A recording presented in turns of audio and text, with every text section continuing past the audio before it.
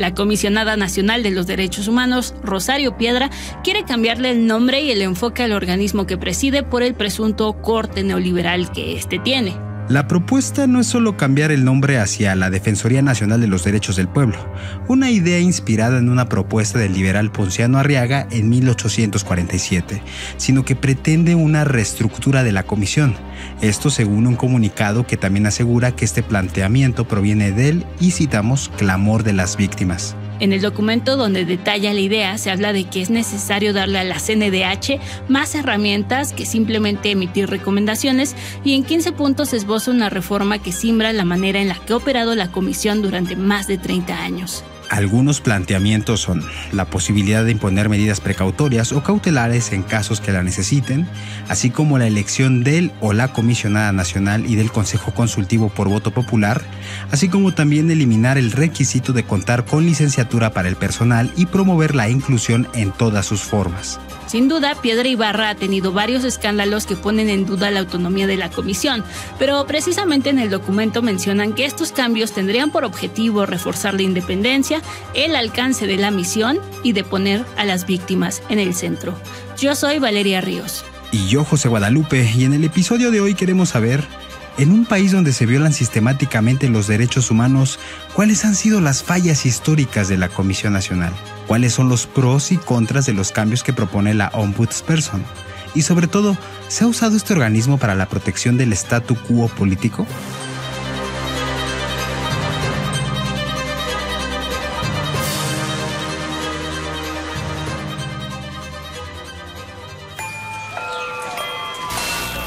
Tribu Política, tu podcast diario para entender las noticias.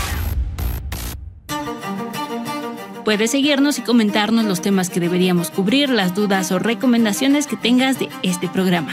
Encuéntranos en redes sociales como Audiocentro Podcast. A nosotros nos encuentras como @val.y @guadarríos. Gracias por escuchar. Para entender la profundidad de lo que propone la Comisionada Nacional de los Derechos Humanos, platicamos con Eduardo Guerrero, abogado del Centro Agustín Pro, una institución que justamente ha visto el nacimiento y el desarrollo del organismo autónomo.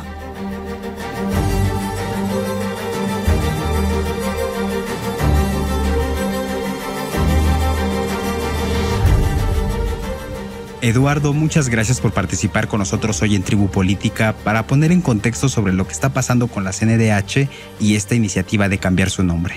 ¿Qué significaría esta propuesta? O mejor dicho, para empezar, ¿se puede llevar a cabo? Sí, claro, mira, lo primero que es importante señalar es el hecho de que la CNDH no tiene como tal la posibilidad o la facultad, mejor dicho, de presentar iniciativas ante el Congreso de la Unión, ¿no? Y en este sentido, la ruta sería a través de alguna legisladora o legislador que pueda retomar esta iniciativa y entonces darle curso y tramitarla como debería hacer, ¿no? Seguir el proceso legal. Dicho eso, también desde el PRO vemos que no es en este momento una prioridad realizar este tipo de cambios para los objetivos que, según ha dicho la CNDH, persigue, principalmente respecto al fortalecimiento de su autonomía. En realidad, en el marco legislativo que hoy tiene la CNDH, existe el deber y las facultades necesarias para cumplir con su labor desde la autonomía.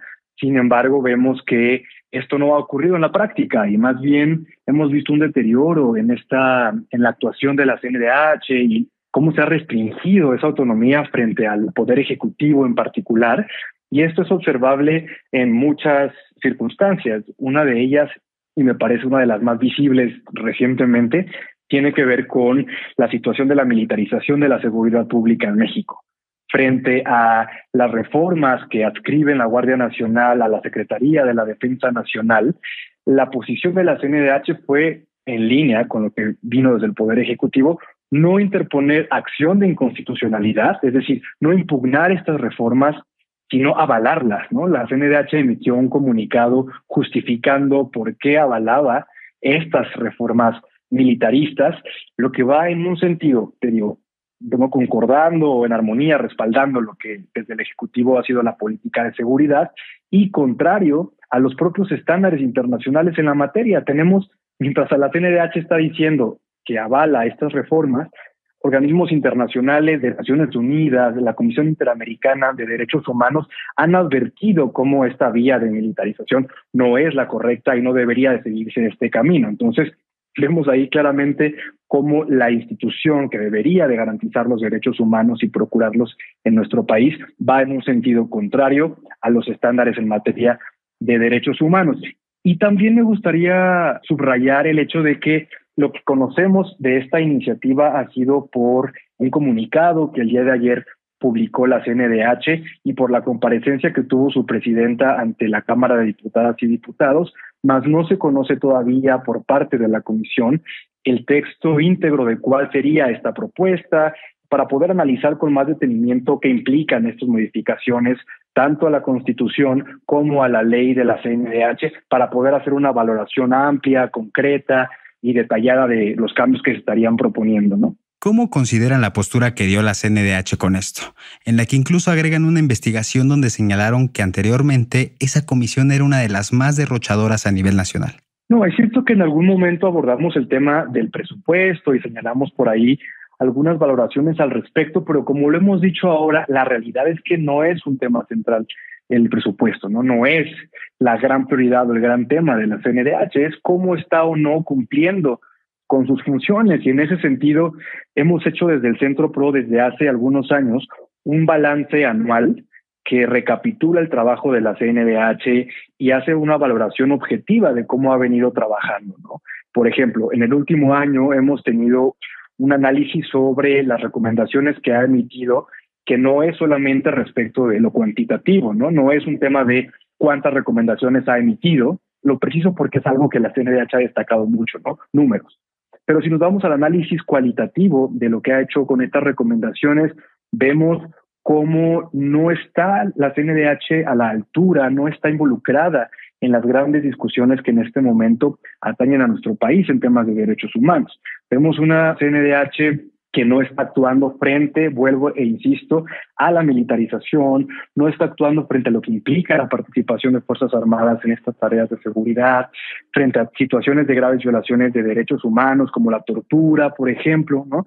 Y vemos que en contraste, la CNDH de estas recomendaciones que emitió durante 2022, la gran mayoría fueron sobre cuestiones estatales que se enfocaron principalmente en temas municipales y cuestiones relacionadas con el cobro de servicios, cuando tenemos, insisto, toda esta situación de desapariciones, tortura y otras graves violaciones que no se están atendiendo. Y también analizamos y nos dimos cuenta de cómo estas recomendaciones en un carácter temporal están enfocadas en hechos de sexenios anteriores, pero no del actual, ¿no? Es decir, se enfoca en hechos anteriores al 1 de diciembre de 2018, pero no en situaciones que han ocurrido durante el actual sexenio. Entonces, esas valoraciones nos hablan mucho, ¿no? De dónde están las prioridades de la CNDH, de qué tanta autonomía está o no teniendo frente al poder político, frente al ejecutivo, y eso es claramente preocupante. Entonces, no es, insisto, un tema meramente presupuestal, es un tema de cómo está actuando en el marco que ya tiene, con las facultades que ya tiene, e incluso cómo está dialogando a nivel interno este organismo. Un tema de preocupación fundamental en los últimos años ha sido su gobernanza interna y en particular cómo está o no dialogando con su consejo consultivo, que está establecido por la propia Constitución, en la ley de la CNDH, y en el cual hemos visto una pugna, una disputa muy clara entre la presidencia de la comisión y entre este órgano consultivo, ya que no se está respetando este carácter consultivo, ¿no? La CNDH ha corrido por su cuenta a través de la presidencia en diversas decisiones, en diversas actuaciones, pero sin consultar al Consejo, y esto ha sido señalado por los consejeros y las consejeras de manera reiterada, que frente a diversas decisiones de la CNDH han expuesto públicamente cómo no han sido consultadas o cómo, a pesar de la opinión que ellas dan en un sentido, la comisión, la presidencia decide actuar en sentido totalmente contrario. Entonces, a nivel interno también observamos esta disfuncionalidad por parte de la presidencia de la comisión que nos hacen valorar si realmente una modificación legislativa va o no a solventar esos problemas o va o no a realmente garantizar una actuación objetiva, autónoma y comprometida verdaderamente con los derechos humanos. La Comisión Nacional de los Derechos Humanos se fundó por decreto en 1990 durante el sexenio de Carlos Salinas de Gortari con el objetivo de responder a las presiones por los asesinatos de diferentes luchadores sociales, entre ellos la investigadora Norma Corona, quien había denunciado abusos de la policía judicial. 2 años después, gracias a una reforma, se descentralizó el organismo, pero sus más altos miembros seguían siendo designados por el presidente y el Senado. Fue en 1999 cuando obtuvo su autonomía y aunque aún los miembros del Consejo Consultivo son nombrados por el Legislativo, se hace una consulta con organizaciones de la sociedad civil. El presupuesto de esta comisión fue creciendo sostenidamente, por lo que diversos gobiernos presumieron que teníamos una de las más grandes y costosas oficinas de este tipo, pero en el comunicado reciente aseguran que a pesar de esto los resultados siempre fueron decepcionantes. Añadieron también que durante el gobierno actual fueron el único órgano autónomo que recortó su presupuesto acatando la denominada austeridad republicana y que cuando llegó la administración actual habían camionetas blindadas, guardaespaldas y cocineros a disposición de la dirección. Vamos a una pausa y regresamos.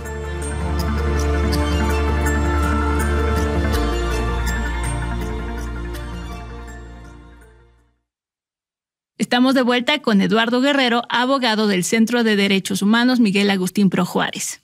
¿Cuál sería el futuro de la Comisión Nacional de los Derechos Humanos si continúa con esta dinámica que genera desconcierto en otras organizaciones que también participan a favor de estas causas? Sí, yo creo que desde luego existen mecanismos y más allá o sumado a la vigilancia y al escrutinio que desde acá podamos hacer las organizaciones, las víctimas y quienes trabajamos en torno a los derechos humanos, es importante seguir con estos señalamientos, seguir con este escrutinio al trabajo de la CNDH de manera objetiva, como lo hemos hecho hasta ahora desde el Centro Pro. Entonces, debe seguir observándose y auditándose desde la ciudadanía esta labor, pero también decir que existen mecanismos a nivel internacional, ¿no? La CNDH es parte de la Alianza Global de Instituciones Nacionales de Derechos Humanos, que es una alianza internacional que aglutina a organismos como la CNDH en distintos países del mundo y que se rige por los principios de París, que son estos principios que rigen, que garantizan,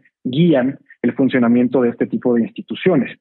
Esta alianza global hace periódicamente evaluaciones de las diferentes instancias nacionales de derechos humanos y las cataloga a partir de diversos criterios según su autonomía, según su funcionamiento y otros criterios que están muy bien establecidos.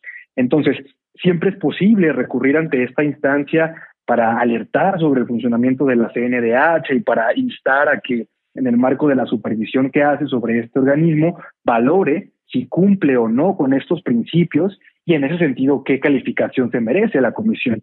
Es decir, no es solamente esta cuestión interna, sino también ese escrutinio internacional está abierto y la CNDH tiene el deber de respetar esos principios y de respetar lo que la Alianza Global valore. Entonces siempre está también abierta esa puerta. Desde luego que si los retrocesos continúan y se profundizan, será cada vez más complicado dar vuelta, retornar, pero siempre es algo que debemos exigir y que debemos esperar que ocurra y evitar que se profundice la falta de autonomía y que una institución tan relevante como es la CNDH termine desdibujándose o termine incumpliendo con esta obligación que tiene con todas las mexicanas y mexicanos. En ese sentido, estimado, Valeria y yo estábamos revisando la propuesta que la CNDH hace sobre el principio pro persona, pero esto parece como una perspectiva muy ambigua, ¿no? Mira, la verdad es que también genera extrañeza que la comisión hable de que ahora va a incorporar este principio, cuando el principio pro persona es un criterio que orienta a todas las autoridades de nuestro país,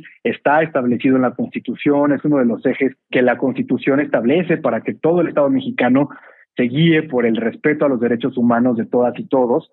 Entonces, en realidad, es algo que ya es inherente al trabajo de la CNDH. Insisto, además de que está establecido en la Constitución como un deber de respeto, de garantía, de observancia de los derechos humanos como el eje que oriente todo el trabajo del Estado mexicano, es algo que la Comisión por su naturaleza debe prever. Entonces, la realidad es incorporar o no expresamente este principio a través de una reforma no es algo que modificaría en lo sustantivo el trabajo de la Comisión porque es inherente, no es un deber, podría ser incluso hasta redundante. Estimado Eduardo, muchísimas gracias por la oportunidad y sobre todo para hacernos saber un poco más sobre las implicaciones que tendrían estos cambios en la CNDH.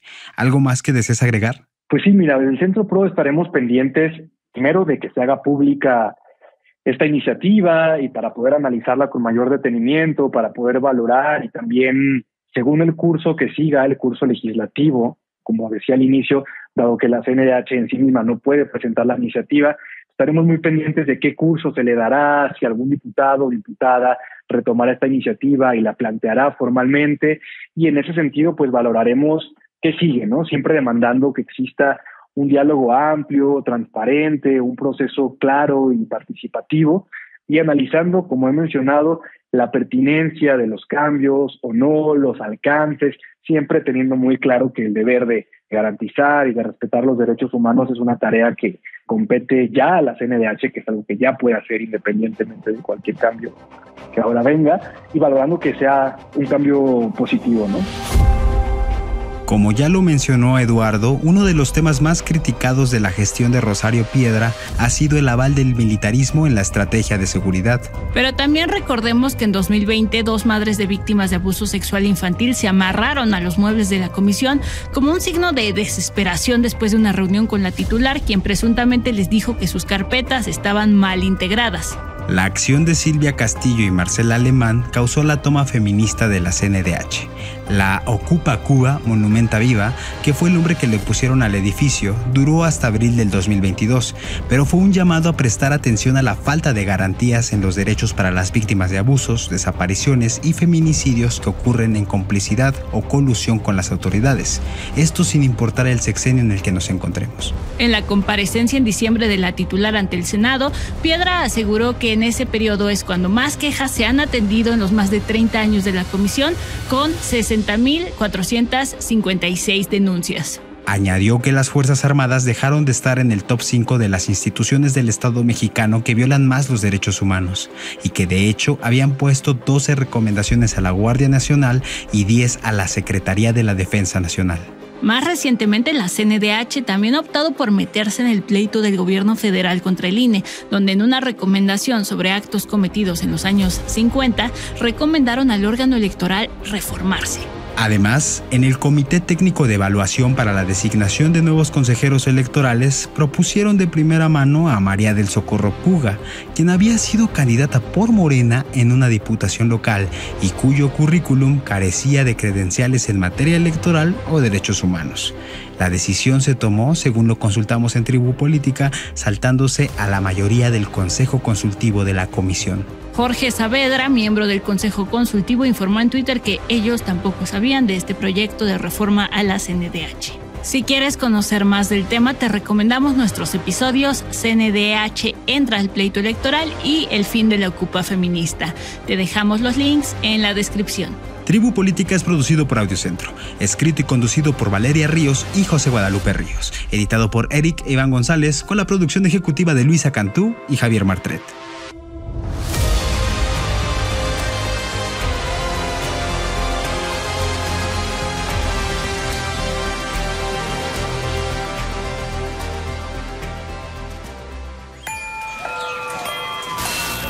Tribu Política.